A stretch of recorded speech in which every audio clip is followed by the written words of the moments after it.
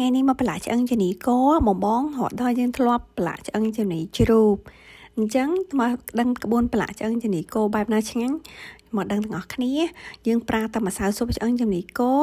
បងចង់ប្រើសាច់ប្រមាណគីឡូប្រមាណអីក៏បានដែរស្មានតាមហ្នឹងងាយបងពីព្រោះបងមើលវីដេអូនេះហើយគឺប្រើពេលវេលាលឿនមែនតើគ្រាន់តែស្ដាប់មួយផ្លែតអត់ប្រើពេលយូរអាចធ្វើបានភ្លាមនេះគឺទឹកស្អ៊ីវឆ្អឹងជំនីកប្រឡាក់ត្រូវប្រើទឹកស្អ៊ីវហើយនឹងប្រេងខ្យងហើយចំណែកសល្អនោះគឺជាម្សៅស៊ុបបងចង់ប្រើពីចេងក៏បានស៊ុបខ្នុរស៊ុបរ៉ូឌីស៊ុបអីមាន់អីក៏បានដែរម្សៅស៊ុបប្រេងខ្យងទឹកស្អ៊ីវបងហើយនឹងស្ករស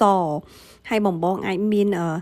រំដេងបុកដាក់ចូលកាន់តែឆ្ងាញ់បងគឺអត់ប្រើអំបិលទេបងចំណាំណាប្រេងខ្យងទឹកស្អ៊ីវស្ករសហើយនឹងបងប្រើដេងបងដេងបុកវាម៉ត់ដាក់ចូលអត់ប្រើអំបិលទេស្អ៊ីវស្ករសប្រេងខ្យង3មុខនឹងមកបងដាក់ខ្ញីដាក់ដេងបុកវាឲ្យម៉ត់ហើយចំបាច់ចូលគ្នាផ្អាប់ទុកតែ1ម៉ោងគឺអាំងបានហើយបង